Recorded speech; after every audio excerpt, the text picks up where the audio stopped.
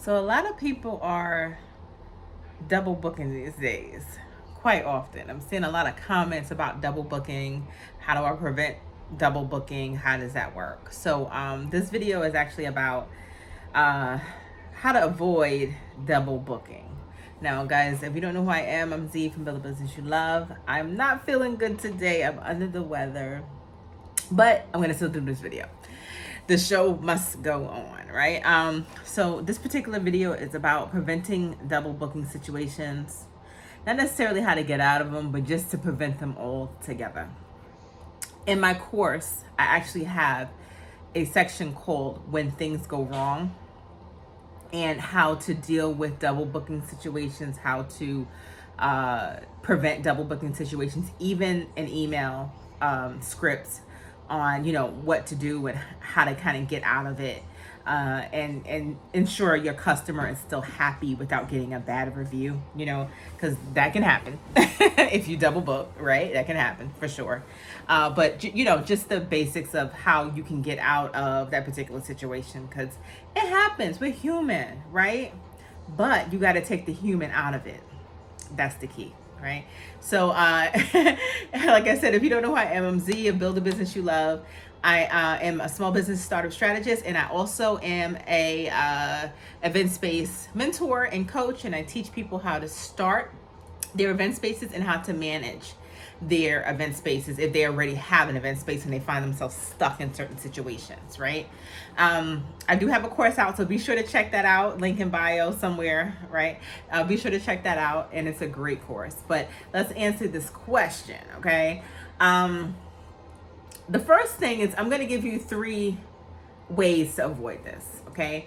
The first way to avoid double booking is obviously to have a CRM, a customer relations, a customer management system, something like that, something to that degree where it's automated and the computer is not going to allow a slot to be taken if it's already taken, right? You can't move someone out that slot to put someone else there, and it automatically does it. So if you have a customer management system such as Honeybook or 17 Hats or any of the other ones that are out there, it's a bunch of them, guys. If you have the Honeybook alternatives is what I call them.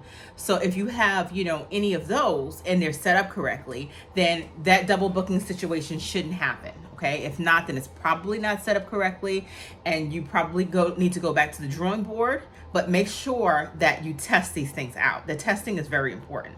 So you want to make sure that you test out all of your systems, your processes, your automations, to make sure that things are going smoothly and that no double booking situations can happen, because it's automated, because it's a computer, and it's just designed for it not to have a double booking situation, right? So that's the first way. The second way is actually something for you not to do. And the not to do part is a lot of times people utilize paper or a whiteboard or a book, right? What you don't want to do is you don't want to have to have a customer wait to see if something is available, to see if a date or time is available for your event space. They're going to go to the next event space, okay? You don't want to have them wait. If you get an inquiry or a lead and you have to say, hold on, I have to go back to my event space because that's where my calendar is, to see if it's available.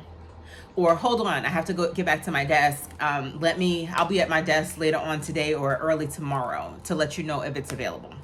Someone's calling me. You don't want that to happen, because what do? They go to the next space. They just use their phone and they'll go to the next space in the area. And you could have lost out on a potential booking, right? So with that, it's going to take us to the third the third way to avoid potential bookings, and that is just to keep it in the cloud.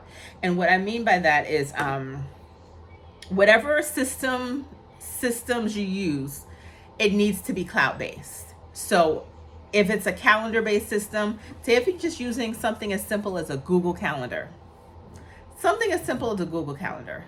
can allow you to be able to have your Google Calendar for just one particular space. If you have multiple spaces, then you may want to have a calendar for each space. Okay.